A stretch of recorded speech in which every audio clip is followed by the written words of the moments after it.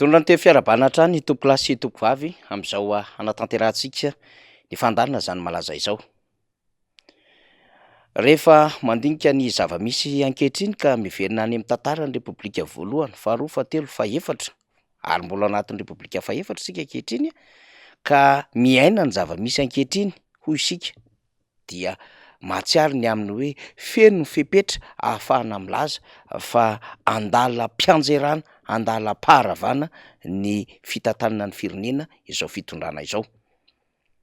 Ny zava-misy izay afo arehetry ny fitondram-panjakana anaty amin'ny alalan'ny fitantanana ny firenena, zany hoe ireo fanapahan-kevitra raisina izay mifandiso, mifamototra ary mifanipaka, mifamono ao anatina samy lalàna izay tsy misy fampidirana. Ny endriky ny fitantanana ny orinasa izay tsy ahitam-baolana ka mahatonga ny fitakiana eto sy eroa, ary indrindrindra ny fidiran'ny fitondram-panjakana na ny olona ny fitondram-panjakana anaty ady-hevitra tsy tokony hidirana izany fitondram-panjakana sy ny olona izany amina raharaham-pirenena ka afangaro amina raharaham-piangonana fiangonana manokana ohatra, sy ny fihazakazaky ny fitokonana sy ny fanehoan-kevitra mitory tsy fahafaliana ary mitory tsy fankatoavana amin'izay zavatra ataon'ilay fitondram-panjakana dia hametrahana ny ady-hevitra hoe efa ao anatin'izay fepetra ny fahafenoana izay. Fa ambony izany ady-hevitra rehetrarehetra izany ny fanambarana izay ataony ny vondrona iraisam-pirenena, ataony ny FFKM, ataon'ireo androm-panjakana samihafa izay miara-miasa amin'ny fitondram-panjakana ary manodina ny fitantanan-draharaham-panjakana, miampy ny fihaonana eto sy eroa sy ny fanambarana ataon'ny antoko politika samihafa na ato anatin'ny fitondram-panjakana na ivelan'ny fitondram-panjakana, dia manamarina ny ady-hevitra fa feno ny fepetra izay ao anatin'ny faharavan'ny fitondram-panjakana anankiray. Dikan'izay dia ny fifanatoana ny ady-hevitra no karohana ao anatin'izay fahafenoan'ny fepetra izay. Na zany na tsy zany aza nefa dia mbola miezaka mifandresy lahatra ao anatin'izay famonoana afo eto sy eroa amin'ireo fitokonana sy tsy fankatoavana samihafa izay ny fitondram-panjakana.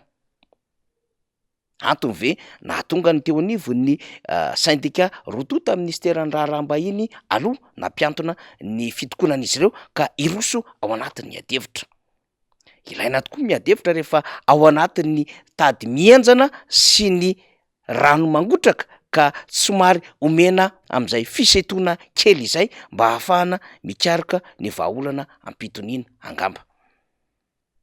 De mety ho zay ve no antony koa mahatonga ny zava-misy amin'izao fotoana izao eo amin'ireo sehatra samihafa izay mety mampiato kely na mitondra fitoniana kely ho an'ireo orinasa sy ireo tsy mbola nahazo karama ankehitriny satria miandry izay ady-hevitra mandeha izay.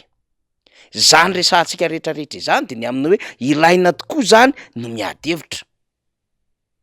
Ary izay filan'ny ady-hevitra izay dia takiny ny vanim-potoana izay mangotrangotraka na mampandevy ny rano mafana ka sokafana kely ny takotra mba hahafahana mampitony ny rano.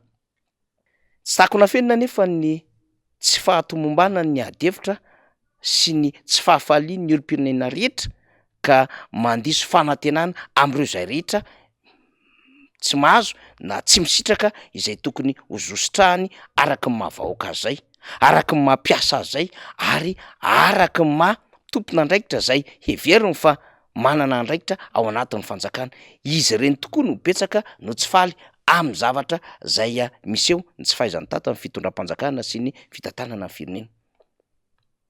Izany no entintsika ilazana amin'ity androandroany ity ka lay ady-hevitra nyresahana ho explosion sosialy na fipoahana ara-tsosialy dia mizotra tsikelikely makany lay endriky ny raharaha ankehitriny. Tsy ho vita ary tsy ho tratra ny fitondram-panjakana mihitsy no hanetsina ireo fipoahana sy fitrohana samihafa ireo. Ny anton'izany dia ny vahaolana dia tsy vahaolana mandalo sy vonjy-maika intsony ny tadiaviny rehetra fa vahaolana maritra.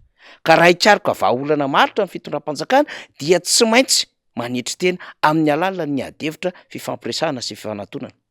Ny tsindry aterako ireo rehetrarehetra ireo satria ny any anatin'ny paosy, ny ao anatin'ny kesy, ny any anatin'ny banky any anatin'ny tahiry rehetrarehetra ny malagasy am'izao fotoana zao dia tsy manome fahafahana azy ireo intsony hiaina malalaka eto Madagasikara.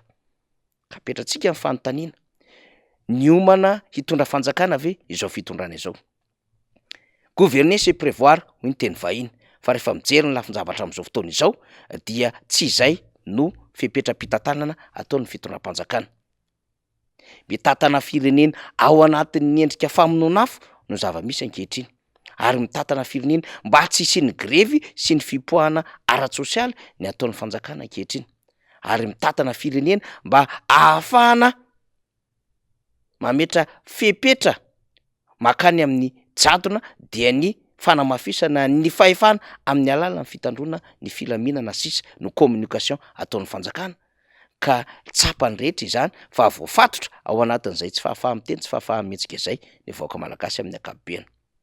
Tsikaritra ary mihoatry ny tantara sy ny zava-misy efa nandalo teto Madagasikara seran'izao tontolo izao dia tsy maintsy ho vaovà zany ary ho tonga ao anatin'ny adevitry ny faharavana tsikelikely, satria raha mbola mihaino ary mametraka an'izay tsy firarahiana ny adevitra izay ny fitondram-panjakana dia tsy ho lasa lavitra intsony fa tsy maintsy mandalo any amin'ilay fianjerana.